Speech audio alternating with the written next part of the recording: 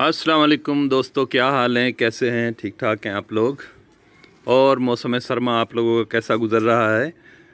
हाँ, मैं भी ठीक हूँ अल्हम्दुलिल्लाह, बिल्कुल ठीक ठाक हूँ। मैं हूँ आपका होस्ट अता अंजुम, और रोज़ाना की तरह आज भी आपके लिए एक बहुत ही दिलचस्प और डरावना वाक़या लेके आया हूँ। ये वाक़या मुझे पाकिस्तान में एक शहर है राजनपुर से जाहिद नाम के दोस्त हैं, उन्होंने ये मुझे वाक़या भेजा है अपना। वो बताते हैं कि ये उनका ओरिजिनल वाक़या है, उनके साथ ये एक आप बीती है।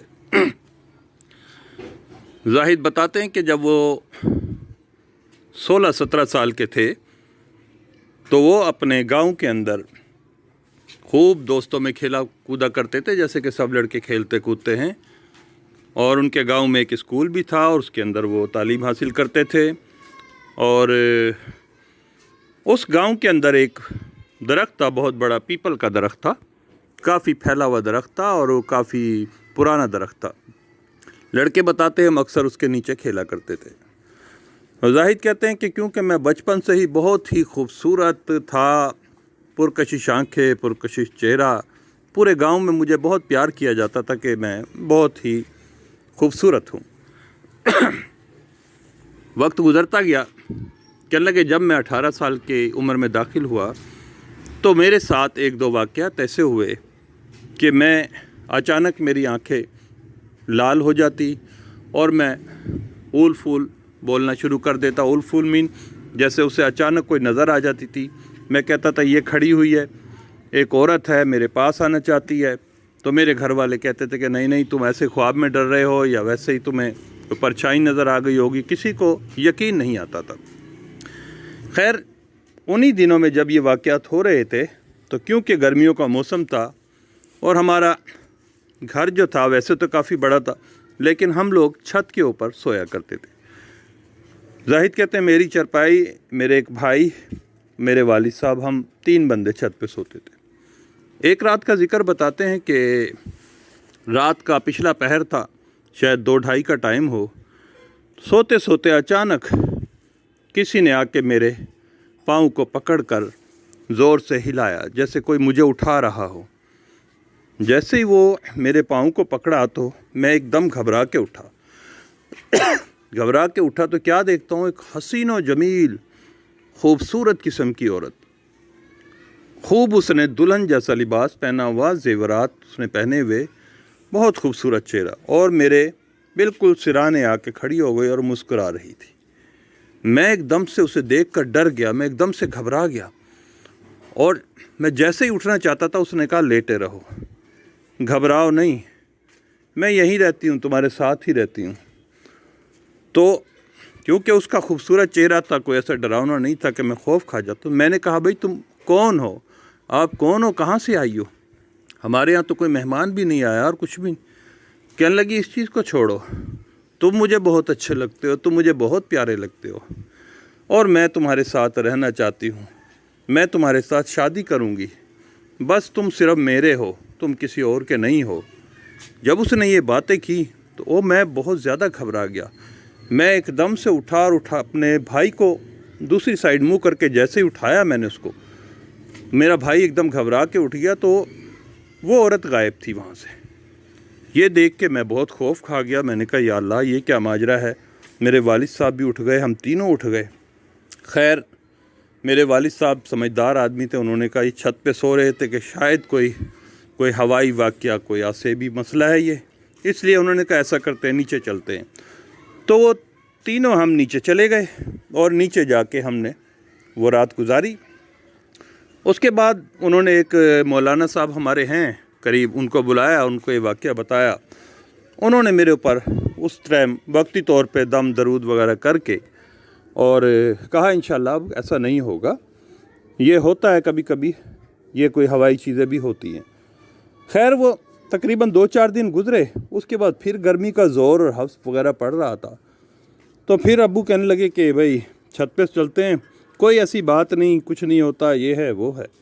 कहने लगा हम फिर जाके वहाँ तीनों लेट गए और तकरीबन 3-4 दिन 5 दिन गुजर चुके हुए थे। कुछ जहन में अब इतना खौफ भी नहीं था। हम बातें करते रहे, काफ़ी देर तक रात को छत पे। उसके बाद हम सो गए। फिर उसी तरह से आधी रात का वक्त हुआ, वो मेरे भाई और वालिद साहब बिल्कुल धत सोए हुए थे।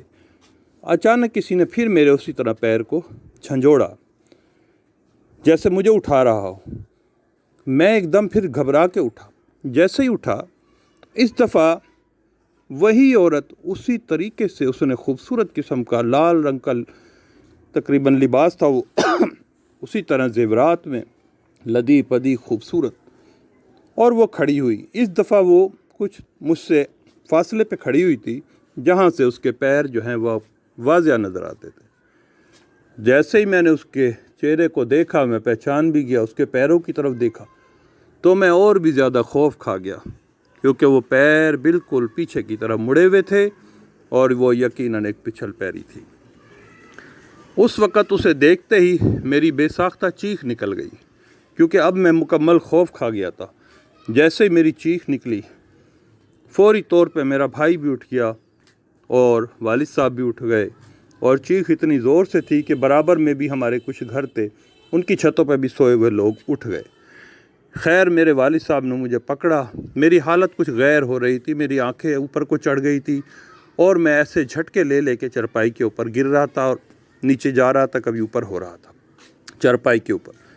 खैर, उन्होंने मुझे काफ़ी देर संभाला और मैं पसीने पसीने हो गया था। मुझे वो नीचे लेके आए। नीचे ला के वो रात जैसे तैसे गुजरी। अगले दिन तमाम घर वाले परेशान थे कि भाई ये कोई मामला आज से भी लगता है। तो उन्होंने दोबारा से मौलाना साहब को बुलाया, जो हमारे मस्जिद के इमाम थे। उन्होंने ये मामला बताया। खैर, उन्होंने दोबारा से मुझे दम वगैरह किया और मुझे पीने का पानी वगैरह दिया। वो मैंने पानी भी पी लिया, मेरे पे दम भी हो गया और मैं बिल्कुल ठीक भी हो गया।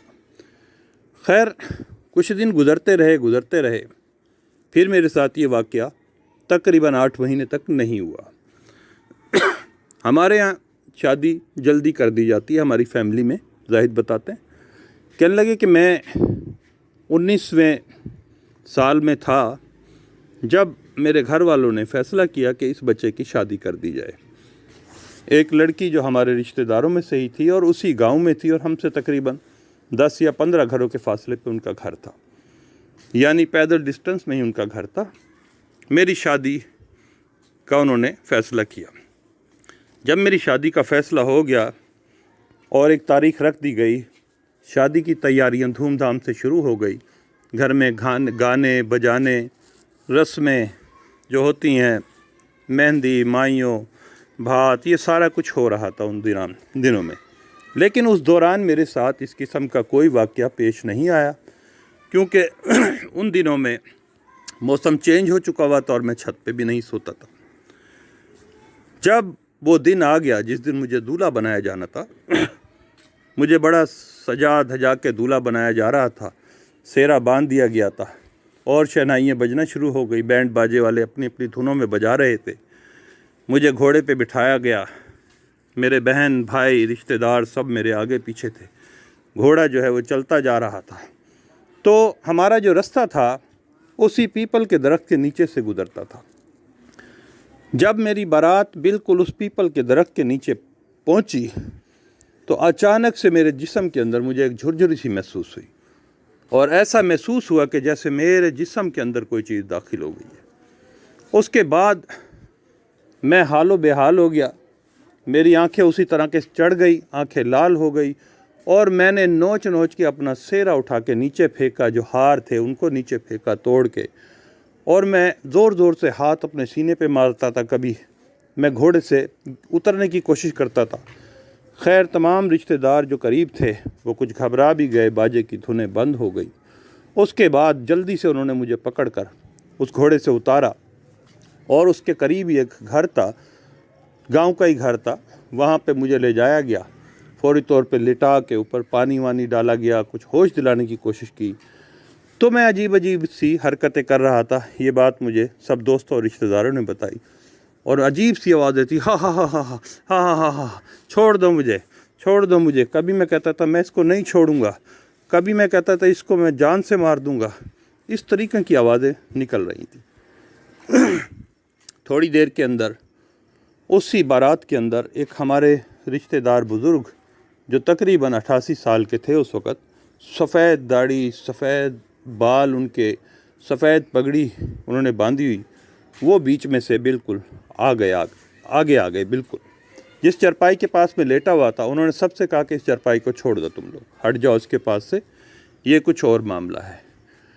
और उन्होंने अल्लाह का कलाम पढ़ना शुरू किया और पढ़ते रहे, काफ़ी देर पढ़ते उसके बाद उन्होंने चारपाई के गिर्द एक दायरा बनाया। दायरा बना के उन्होंने कहा कि अब इस दायरे के अंदर कोई ना आए, मुझे सिर्फ पढ़ने दो और बात करने दो। जब उन्होंने पढ़ना शुरू किया तो अचानक से जाहिद बताते हैं कि मेरे अंदर से वही जो औरत मुझे नज़र आती थी, उसकी आवाज़, मैं मर्द था लेकिन मेरे मुंह से ज़नाना आवाज़, औरत वाली आवाज़ निकली। उन्होंने पूछा, भाई कौन हो तुम, क्या चाहती हो? उसने कहा, मैं ये चाहती हूँ, मैं इसको पसंद करती हूँ बहुत अरसे से और मैं नहीं चाहती कि किसी और का हो। अगर ये किसी और का होगा तो मैं इसको जान से मार दूँगी। ये सुन के वो बुज़ुर्ग जो थे उन्होंने कहा, देखो बात यह है, आप लोग कोई और मखलूक हो और हम कोई और मखलूक हैं, ऐसा मुमकिन नहीं है। लिहाजा तुम जो मखलूक हो तुम अपनी मखलूक़ात पे खुश रहो और इस बच्चे की जान छोड़ दो। ये बच्चा जहाँ शादी कर रहा है वहाँ इसको शादी करने दो। उसने कहा, नहीं ऐसा नहीं हो सकता, अगर ऐसा करोगे तो अभी मैं इसकी जान ले लूँगी और इसमें से खून के फुहारे निकलना शुरू हो जाएंगे। बुज़ुर्ग ने कहा कि देखो मेरे पास अल्लाह का वो ताकतवर कलाम है, अगर मैंने पढ़ना शुरू किया तो अभी तुम्हारे जिस्म में आग लगना शुरू हो जाएगी और तुम जल के भस्म हो जाओगी और ये मैं नहीं चाहता। तुम कोई ऐसा हल बताओ कि इसकी जान छोड़ो और तुम्हारा वो काम पूरा कर दिया जाए। दूसरे ये बताओ कि तुम हो कौन और कहाँ से आए। उसने कहा कि मैं इस दरख्त पे रहती हूँ, ये पीपल के दरख्त पे, और ये जब से बच्चा इसके नीचे खेलता है लड़का, ये जब से ही मुझे प्यारा लगता है, तो मैं इसकी जान नहीं छोड़ूंगी। उन्होंने कहा, अगर तुम जान नहीं छोड़ोगी तो अब मैं ख़ास कलाम अल्लाह का पढ़ने लगा हूँ जिससे तुम जलना शुरू हो जाओगी। ये कहते ही उन बुज़ुर्गों ने वो कलाम पाक अल्लाह का पढ़ना शुरू कर दिया ऊंची आवाज़ में। जैसे जैसे वो पढ़ना शुरू किया एकदम से उसकी चीखें औरत की निकलने लगी, यानी जाहिद बताते हैं मेरे मुंह से ज़राना चीखें निकलने शुरू। छोड़ दो, मैं जल रही हूँ, मुझे नहीं मारो, अच्छा मैं इसकी जान छोड़ती हूँ, बस मेरा एक काम कर दो। ये कहते ही उसने चिल्लाना शुरू किया तो बुज़ुर्ग रुक गए। उन्होंने कहा, हाँ क्या चाहती हो? उसने कहा कि इस दरख्त के नीचे एक काले रंग का बकरा लाओ, उसका काट के उसका खून जो है इसकी जड़ों में छोड़ दो, उसके बाद मैं इसकी जान छोड़ दूंगी और मैं कभी नहीं आऊँगी। बुज़ुर्ग ने कहा, बस इतनी सी बात है? उसने कहा, हाँ बस मैं यही चाहती हूँ। बाबा ने कहा, बुज़ुर्ग जो थे, कि ठीक है तुम इस वक्त जाओ इसमें से और हम तुम्हारा ये काम करते हैं। उसने कहा, ठीक है मैं जा रही हूँ, लेकिन अगर ये काम नहीं करोगे तो मैं दोबारा इस पे आऊँगी। उन्होंने कहा, ठीक है अभी तुम जाओ। ये कहते ही वो बुज़ुर्ग, उन्होंने मुझ पे मज़ीद पढ़ा और वो एकदम से मेरे में से निकल के गायब हो गई। मेरी हालत चंद ही लम्हों में एकदम से नॉर्मल सी हो गई और मैं एकदम घबरा गया और मैं मुख्तलिफ सवाल करने, क्या हुआ मुझे, ये क्या हुआ, मैं दूल्हा था, मैं यहाँ कैसे पड़ा हूँ। ये सारी बातें लोगों ने सुनी और उसके बाद उसे तमाम मामला बताया।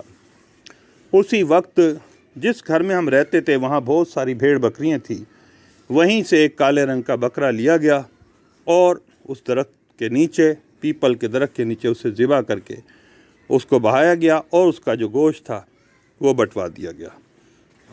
दोबारा से उसी घर में जाहिद बताते हैं मुझे तैयार किया गया, मुझे कपड़े पहनाए गए, दोबारा से मुझे दूल्हा बनाया गया और फिर बैंड बाजा बजा, फिर शहनाइयाँ बजी और उसके बाद मुझे घोड़े पे बिठा के मुझे जहाँ मेरी शादी हो रही थी दुल्हन वालों के घर ले जाया गया।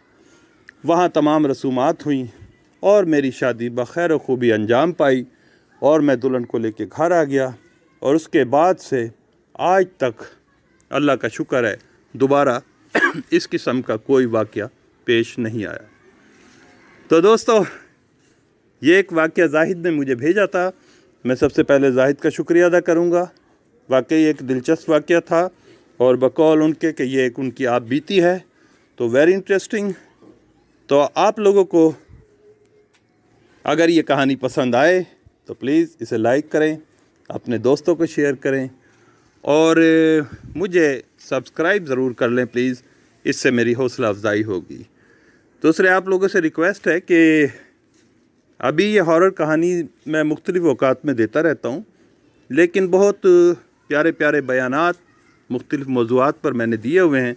अगर आप मेरी सर्च में जाएंगे तो आपको मिलेंगे जो ज़िंदगी की हकीकतें हैं और ज़िंदगी गुजारने के तरीक़े हैं। तो इंशाल्लाह आपको बहुत बहुत अच्छी प्यारी प्यारी वीडियोज़ मिलेंगी। तो दोस्तों, आप सबका बहुत बहुत शुक्रिया। नेक्स्ट वीडियो तक आपसे फिर मुलाकात होगी। अल्लाह हाफिज़। अंजुम अता को इजाज़त दीजिए।